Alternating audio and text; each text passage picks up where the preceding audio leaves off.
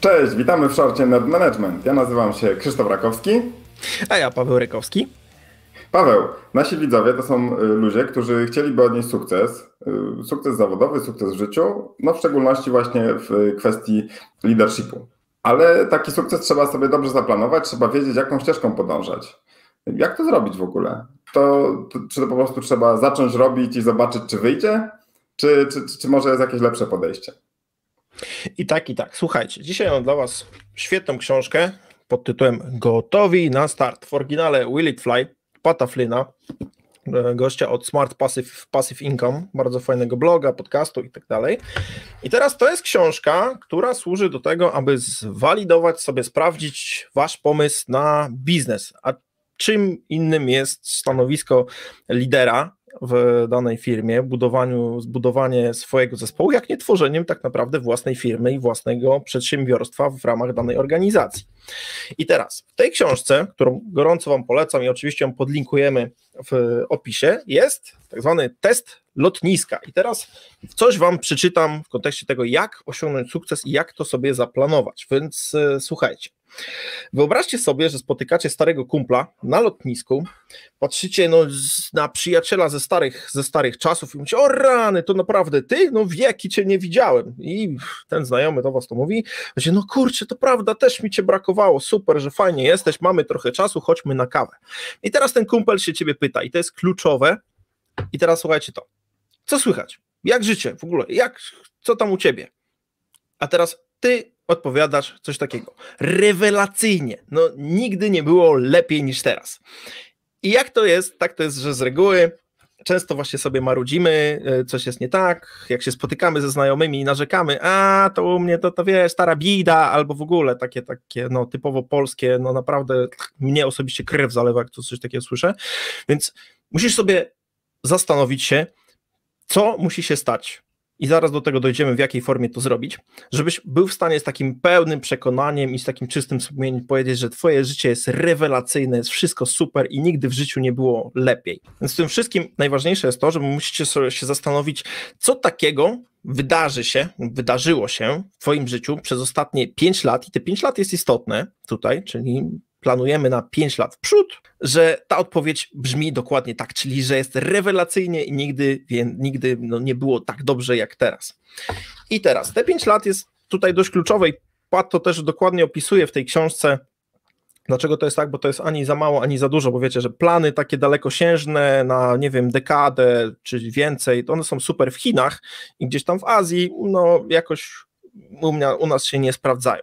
I teraz, żeby zrobić to ćwiczenie, i żeby miało to ręce i nogi, potrzebujesz dosłownie kartkę, papieru i długopis, czyli nasze ulubione narzędzia, które stosujemy do wszystkiego przy każdej okazji. Wyobraź sobie, Krzychu, masz kartkę, długopis w ogóle pod ręką? No, gdzieś tu mam, teraz coś sobie znajdę, oczywiście. To pokażmy im, jak bardzo to jest bardzo proste ćwiczenie, które możecie w dowolnej chwili zrobić, do czego was bardzo zachęcamy. To weź tą kartkę, złóż teraz na pół i jeszcze raz na pół, tak żebyś miał 4 części. Dobra, robię to. Na pół i na pół. Tak przy okazji te 5 lat, to wychodzi na to, że to takie oklepane pytanie z rozmów rekrutacyjnych jednak ma sens. Bo wszyscy mówią, jak ciebie ktoś zapyta, gdzie widzisz się za 5 lat, to zawsze jest, o Boże, jakie oklepane HR-owe pytanie. A jednak ono trochę ma sens. No dobra, złożyłem kartkę na 4, co teraz? Tak. I teraz patrzcie, macie 4 części i teraz musicie sobie wybrać 4 najważniejsze aspekty dla was, które podpisujecie sobie na górze każdego tej ćwiartki. Czyli przykładowo takie rzeczy, które są najważniejsze i tutaj Pat je też podaje, to jest na przykład rodzina, praca, finanse i zdrowie. Czyli jak zapiszesz sobie na każdym tym kwadracie właśnie rodzina, na jednym, na drugim praca, na trzecim finanse, na 4 zdrowie. Mamy sobie taką super matrycę, czyli dosłownie, macie tutaj na cały, dokładnie tyle potrzeba i teraz potrzebujecie chwilę czasu, żeby z tym usiąść i wypisać to, co w tych 4 obszarach musiałoby się wydarzyć lub chcielibyście, żeby się wydarzyło lub może nawet już się wydarzyło, że wtedy właśnie ta odpowiedź na pytanie, co tam u ciebie i wtedy, że jest super, rewelacyjnie i nigdy w ogóle nie było lepiej, żeby ona była prawdziwa i żeby miała ręce i nogi. Więc jeżeli na przykład w danym obszarze już zrobiliście wszystko, jest super i jest bajka, to zapiszcie. Jeżeli w jakimś obszarze jest w ogóle tragedia, masakra i w ogóle nie chcecie o tym rozmawiać, to zapiszcie, co musi się stać, żeby właśnie ta odpowiedź brzmiała w ten sposób i była super taka, no, żebyście to czuli, że tak, że to ma wszystko ręce i nogi. Więc to podejście w tą stronę, czyli właśnie takiego projektowania tej przyszłości z wizją, po co to jest, bo to, Krzychu, masz rację, że to pytanie HR-owe jest straszne, a jeszcze wyobraźcie sobie weźmy taką skrajną rzecz, czyli przychodzi smutna pani z HR i pyta, kim byś chciał być za 5 lat w naszej firmie?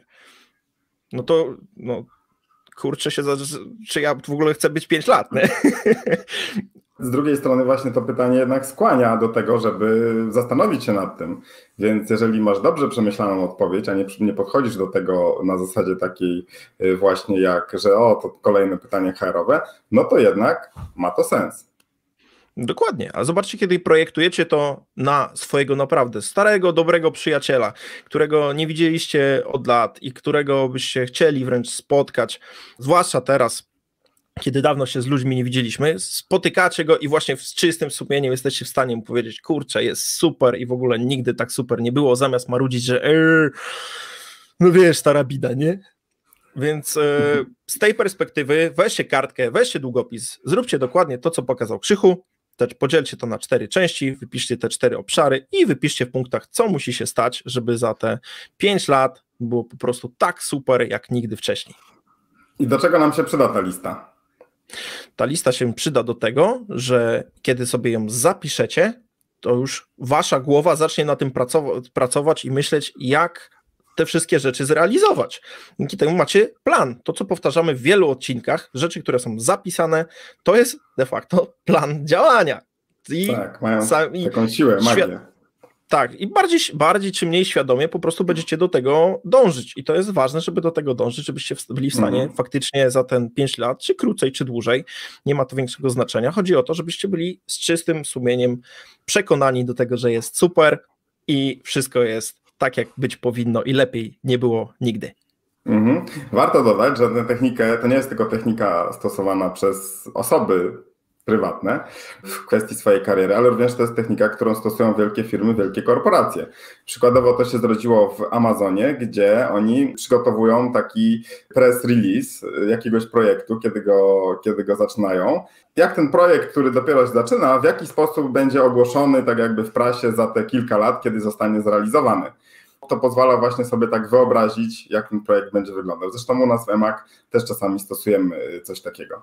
Więc to nie jest tylko rzecz, którą można stosować do własnej kariery, ale również ze swoim zespołem możecie to stosować, chociażby zastanawiając się nad tym, jak będzie wyglądać sukces waszego projektu.